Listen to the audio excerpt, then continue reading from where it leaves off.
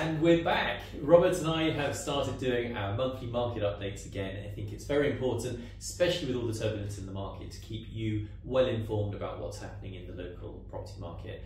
We're in the back office in our HQ in Kidlington, which used to be a bank, so hence the bars on the window. We're not in prison. Robert, talk to me. Yes, well, hopefully the information that we're going to be passing over to you today is going to be informative, it's going to be interesting, and it's going to help assist people just making informed decisions about the local housing market and what to do with it. Absolutely. Well, we've chosen the correct month to do it. I mean, crikey, it's been a crazy, crazy month in the housing market.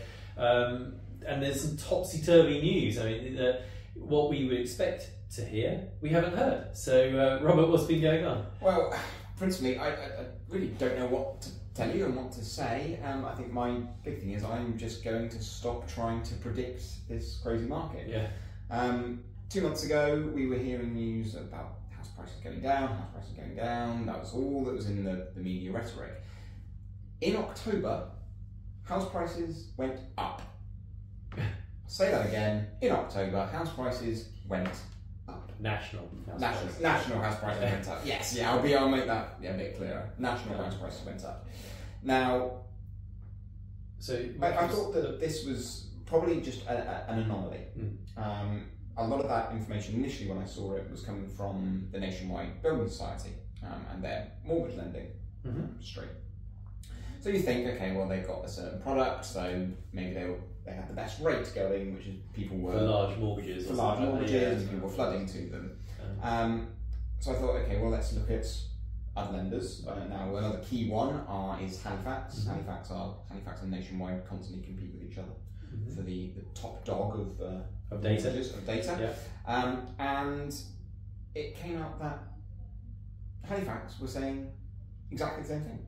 Yeah. House prices. But they said something more, didn't they? They said something. So Nationwide showed growth of nearly 1% at 0.9%, and Halifax reported growth of 1.1%. Yeah. For the growth for the month. Which is astonishing. So there seems to be a recurring theme. Obviously, we'll have to wait till Land Registry to get the true data, which is always 3 or 4 months behind. Yeah. But what's interesting here, Rob, is when you look at the 12-month year-on-year, for the 12 months to now, it's now down to a 3% drop, and it was a 4% drop. So that 1% that we've clawed back has made a significant difference, a 25% difference to the current status of house prices.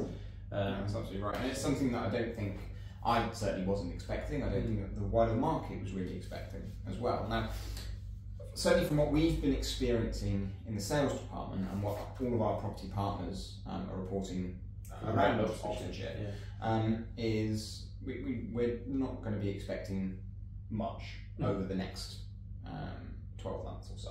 Yeah. You know, there will be either growth or decline of 0.1%, 0.2%. You know, it's going to be a marginal thing. Very, very marginal.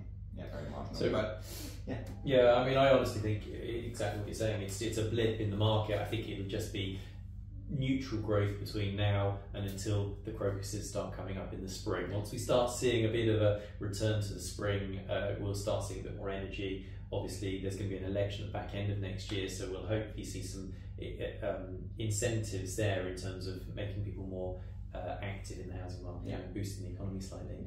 And there's indicators as well. Mortgage rates have peaked. So the dialogue we're getting is that mortgage rates have peaked at this level, so they're going to stay here or hereabouts for the next 12 months or more. If we can get a bit of stability there, that's going to really help. Now, it is worth noting that sales volumes are low. So although house prices are going up, sales volumes are low. Now, they are obviously lower than the hedonistic times we were experiencing 2 years ago. There's a lot of things going on in terms of these incentives from the government at that point. But when we look at the last normal market, whatever normal is, which was 2019, realistically before COVID, we're 17% down on housing transactions. Again, that is nationally, that is not what we're experiencing necessarily in Kidlington as an office, but nationally They're 17% fewer transactions. I think ours was 5%. Yeah. So, but obviously that's different. You know. Yeah, exactly. So 5% down. But even so, Oxfordshire as a whole tends to be a little bit better protected from outside forces. Yeah, you've got high net worth, also high value employment locally, and that obviously. Yeah, no, exactly. Okay, so obviously rising prices is then probably in line with lower stock levels. So you haven't got significantly more buyers in the market. You've just got fewer sellers, and therefore they've got less to choose from. A lot of houses are selling in the first couple of weeks of marketing, meaning they'll get their asking price or jolly close because they haven't been sat on the market for 6 months and people are punting in low offers. So I think that might be helping with getting these higher values through earlier in the year when houses have been stagnating for a period of time, which is good. Done. Right, before we move on from house prices, this time of year is a bit of a nightmare for estate agents because every single week in the Telegraph and the Guardian and all the papers there is some news report about house prices predictions for 2024 or for the following year, and it's really important. The first one to come out, which was Lloyd's, or the Lloyd's as we like to call them, and they predicted, was it 2.4? Yeah. 2.6? 2.4. 2.4. They predicted 2.4% fall for next year, which is kind of in line, that would be a similar fall to what we had this year. And then we've had another one, which was Apatheon Economics, who have predicted 6% growth. So, I mean, again, it's what the hell are you going to get out of these predictions? And I think the only winners out of predictions are the people who give extreme predictions, because the guy that suggests that house prices are going to go up by 20% or down by 20%, they get coverage in the BBC and the Daily Mail and all the rest of it.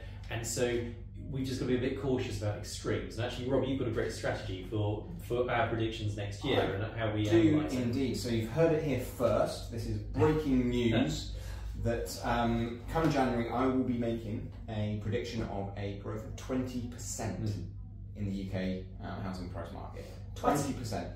20%. Absolutely. Send that to the Guardian, send that to the Independent. Free advertising. Free advertising, exactly. No, seriously.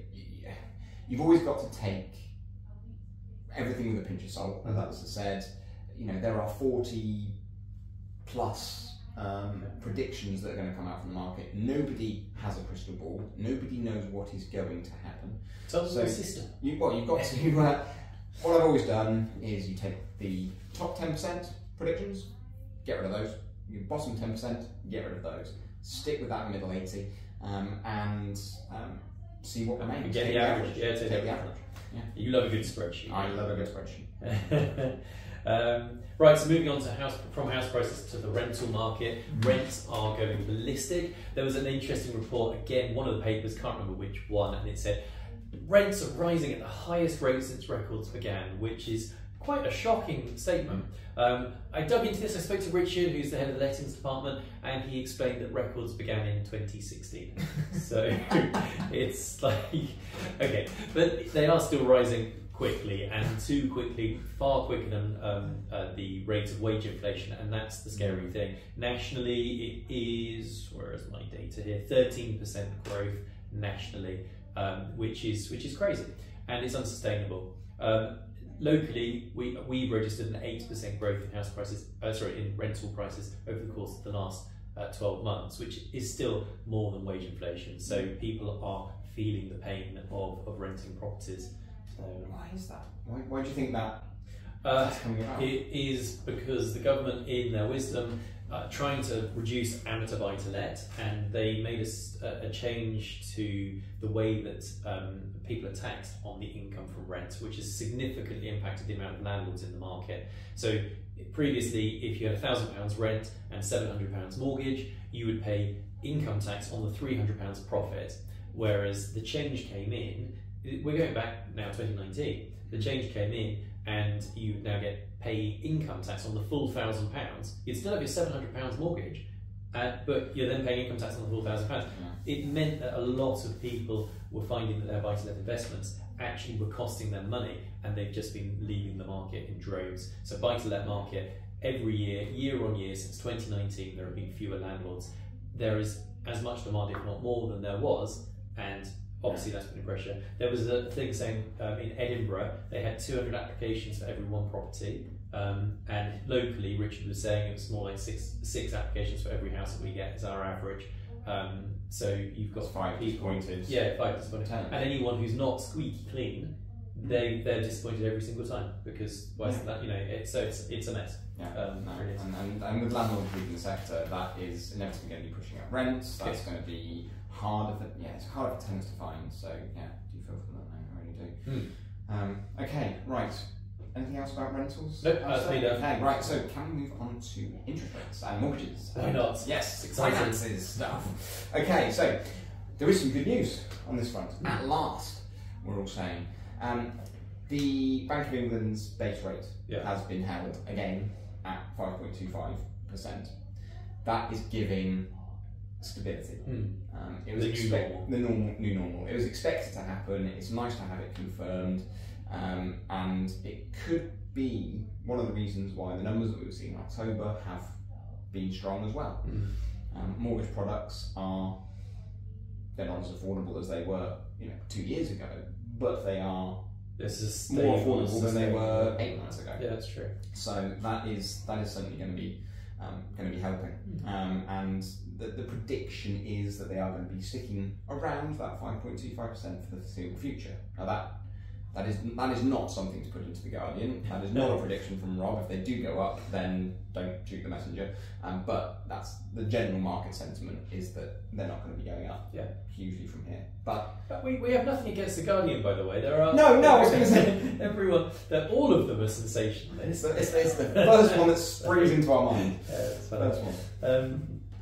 Fine. So and just what was I going to say? I was going to say about mortgage brokers, of course. So all the mortgage brokers are saying the same thing, which is that it's probably a logical time to fix rates. They've seen the best fixed rate mortgages for a long period of time, and they're looking at saying 3 to 5 year fixed rates are actually very, very attractive currently. So we've got a great relationship with some of Oxfordshire's best mortgage brokers. So go to our website, aredhouse.co.uk, and you'll be able to pop your details down and then have a conversation with one of our mortgage brokers who will help give you guidance and a professional input on that side of things. So good. Rob, final news. Final bit of news from us. From the 1st of January, Alistair House estate agents will be no more. But there is good news. We're not going anywhere. Really to reflect the service that we provide to our clients. Very, very much one-on-one, cradle-to-grave service that we provide. We will be becoming Alistair House Property Partners.